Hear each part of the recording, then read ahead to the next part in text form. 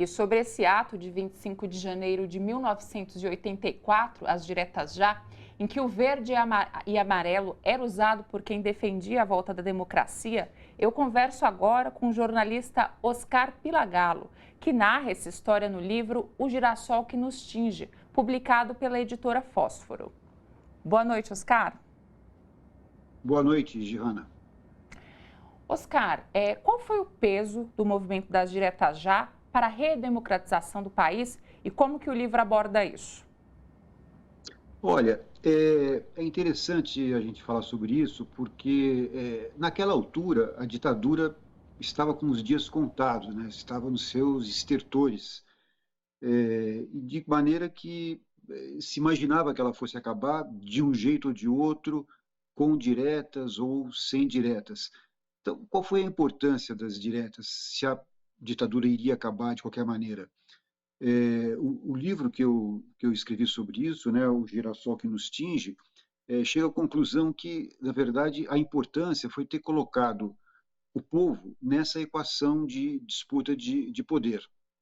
Porque, de qualquer maneira, no próprio governo havia um cronograma, um roteiro a ser seguido para terminar com a ditadura. Os próprios militares queriam acabar, pelo menos a ala majoritária, né, que detinha o poder, né? Não a ala dura que estava tentando minar esse esforço, mas assim, o foco principal do governo estava tentando realmente colocar um ponto final nisso, só que de uma maneira que o povo não participasse. E as diretas forçaram esse limite e forçaram assim, a inclusão das pessoas nesse processo. Muita gente fala, bom, não deu certo porque não passou pelo Congresso.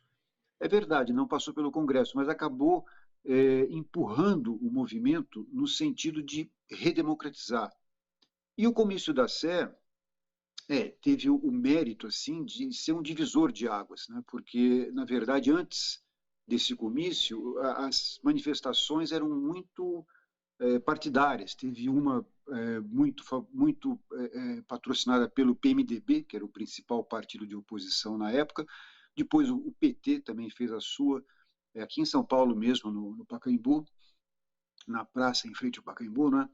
E esse da Sé acabou sendo o primeiro grande, né? Porque teve um outro em Curitiba já com as mesmas características, mas esse da Sé teve essa característica que depois foi dominante nos comícios seguintes, de ser uma mega manifestação pluripartidária. Muito interessante. Você acredita, Oscar, que a redemocratização, a luta pela democracia, acabou quando os brasileiros reconquistaram o direito ao voto ou ela segue até hoje?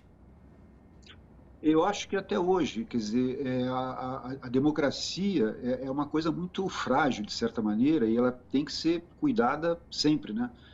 Os acontecimentos até recentes são prova disso. A gente não pode achar que, uma vez conquistada a democracia, ela está aí para ficar para sempre. Não, ela está sempre ameaçada por interesses de uma elite tacanha, não é a maioria, mas associada a uma extrema-direita pode ameaçar a democracia.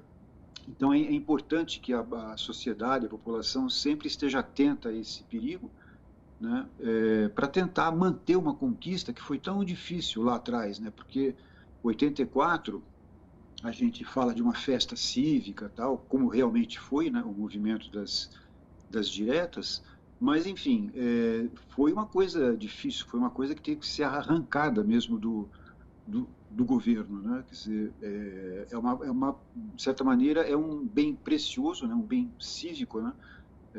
Que tem que ser preservado. E realmente, nos últimos tempos, né?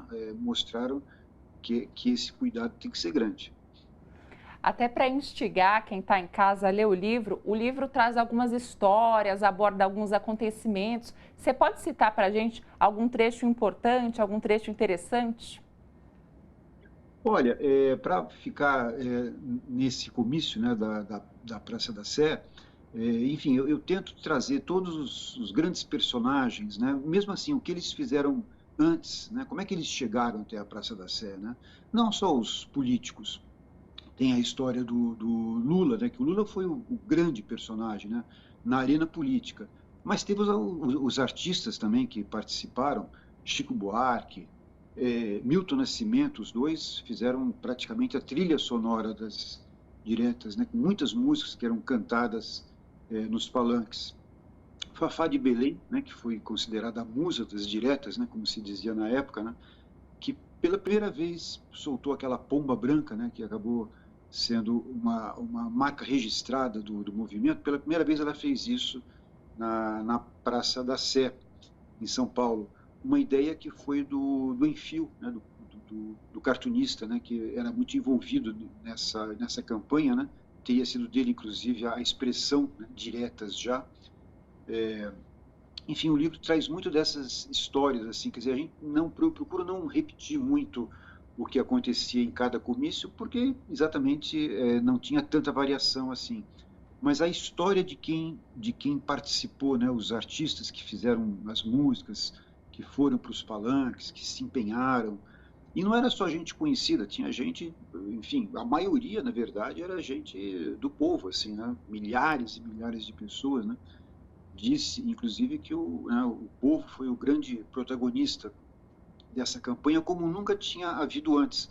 Tinha havido manifestação de rua, como em 64, por exemplo, mas aí já uma sociedade dividida naquela época, porque uma parte favorável até uma intervenção militar, como de fato aconteceu, e uma parte que defendia o governo, né, do presidente João Goulart, do presidente eleito democraticamente. Em 84, não, aí era assim, era uma coisa praticamente consensual.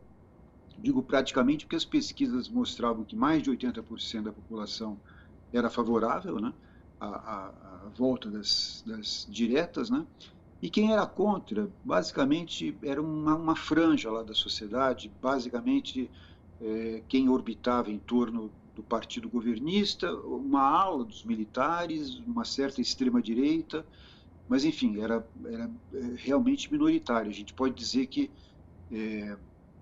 as diretas tiveram essa característica de ser uma campanha que foi consensual mesmo. Oscar, muito obrigada pela entrevista. Para quem quiser aí ler o livro O Girassol que nos tinge. A TVT está sempre aberta aqui para receber você outras vezes. Tá, muito obrigado pela conversa, foi ótimo participar.